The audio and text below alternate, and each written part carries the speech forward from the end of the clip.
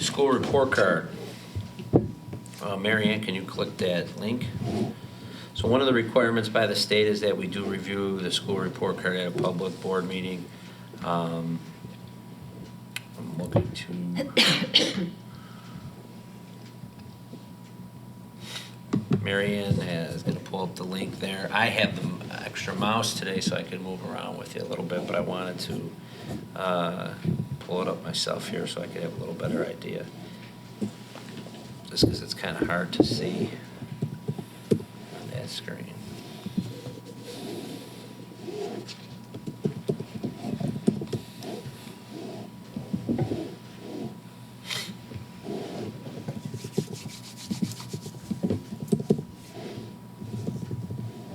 Okay, so this link is also on our website, and so when families click under the district link and they see school report card, this is now the interactive school report card that the state is using. Obviously, it provides a general snapshot on the first page. As you can see, we are a commendable school. We have a 94% graduation rate, student mobility, 3%. It shows the district finances. The evidence-based funding, which is this piece here, and then chronic absenteeism, teacher retention. The great thing about the interactive report card is then when parents click on different boxes, it will provide, explanation as well as breakdowns of information. Some different charts will have historical trends, but it provides a real detailed snapshot of the school district. For people either already residing in the school district or considering moving into the school district. If I go back, each of the tabs on the left, so it has a school enrollment tab. It also has a student tab. So if you click on the student tab, you can see the enrollment. You can see our percentage of low income, percentage with IEPs, percentage of homeless, English language learners. Our average daily attendance, which is 95%, student mobility rate, chronic absenteeism, dropout rate, chronically truant students, all that information is listed. And then, like I stated earlier, some of that has historical trends. So I'm trying to click on my screen and your screen at the same time. So if you see, like for the 94.6 on our average daily attendance, you can click on the 5-year trend, and then it will show you how RB has been doing for the last 5 years. And then some of the other tabs for the teacher tab. Wait a second here. It will break down our teacher demographics. Now, last year, we tried to ask teachers. However, we do not require teachers to report their ethnicity. But we did we did make it voluntary so teachers could report that so we could get a better idea of our demographics of our teaching staff. This shows you the number of teachers with a master's, student-teacher ratio, teacher retention rate, average salary, the teacher attendance rate, and then teacher education. Can I ask a question, or are you still going? Sure, go ahead. So the teacher attendance rate, I know that we work to put an incentive into the teacher contract about teacher attendance, and that 60% there, that's for teachers. Can you read what that says? Like, So what is that? the teacher attendance this is the percentage of teachers with fewer than 10 absences. So right now, roughly 40% of our teachers average about 10 sick days a year. Yeah.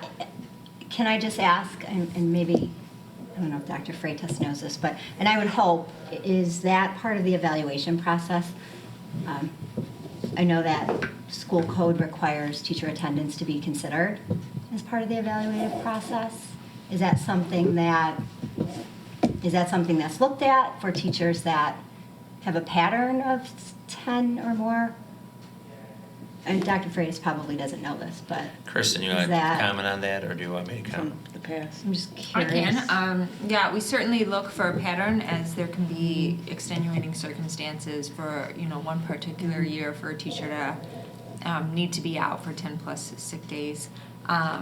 And that would fall in the Danielson model. There's not, the Danielson model is the state-approved framework that we use for teacher evaluations. And there is not a particular line item for that, and so it falls under professionalism. So there is a little disconnect between, the state code and the Danielson rubric, but it would fall under professionalism.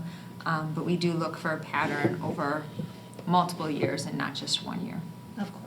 Well, I just asked because, one of the biggest indicators of student achievement is teacher attendance, right? Like, we need our teachers in our classrooms. So I looked up, I was just curious, I looked up a couple of other high schools. I was just curious to see, because is 59.5%, is that average, is that good, is that bad, like where does that fall? So I looked up a couple nearby high schools, LT is at 81, Hinsdale South is at 75%, Morton West is at 71%. So it's my hope that the incentives that we put into the teacher contract, my hope is that we can try to get that number to go up. Is there any way that, how Mr. Mannon reports out a couple times a year on student attendance, is there any way we could have a report maybe a little more often than just the school report card? You mean on teacher attendance? He Yeah, does because this is student just attendance. once a year, so. He does student attendance. Is there any way that we could get something something on teachers? Weren't we going to add that? Yes, so President Smithing had asked that I pull some attendance data. I sent out an email yesterday looking at roughly a third of the school, we're a little over a third of the school year is complete. And it does look like there's been a slight improvement, but we have, after 1/3 of the school year, we have approximately 25% of the staff is on track to have at least 10 or more absences.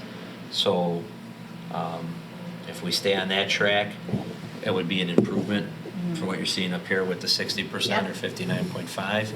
Yes, a huge But improvement. we would need to see how that plays out through the spring when the weather changes and over the winter break and some of that stuff. So I can provide the board, when we get through 2/3, a copy of that report and just kind of keep running that and provide an update on that. And when Dave does the attendance, Just do it by semester. he could just add a line item for the teachers. He's doing the students. Just because if right? this only comes out once a year. Sure, I mean, it's- how are it's- we going to know if It's those very incentives? retrospective, right? It's- Correct. I Right. gotcha. Yeah. Right. Yeah, what can you do, what conversation can you have if it's already done and Because over The with? incentives are working. All right, and I think, Hector, I think you're hearing this, so, the board's interest is I would make sure you talk to the building administrators and make sure we're keeping an eye. If there's any attendance patterns with teachers having multiple years where they take more than 10, that should be referenced. This will be part of my professional conversations. Okay? Okay, then it talks, each gives you a highlight, each tab highlights the administrators, average salary, number of administrators per student ratio, similar to teachers, student. Then you have the school highlights. It lists all of our academic courses, activities. So there's multiple areas of information to help communicate to the public. And so, like I stated, this is on our website. I know the board has talked about improving communication. This is a really good interactive tool that's available on our website where people can get kind of the all-encompassing snapshot of the district.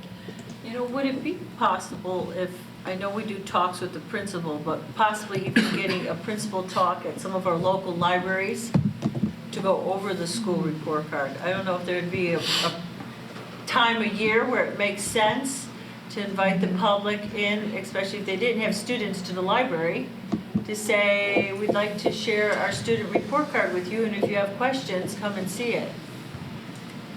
That might be a nice way to engage some of our community members who don't have students. And, I really like that. yeah, and you could go through the data on, Well, we can visit that. I know Hector can go through some of this, or at least do the same presentation as Coffee that's coming up. And then maybe we can put this link in our newsletter, and we've talked about dropping our newsletter off at some of the local libraries. We're still figuring out the cost to just print up those, so maybe this is something we could add to that, and then if we get some feedback from that, we could do a forum where people could come and we could discuss it.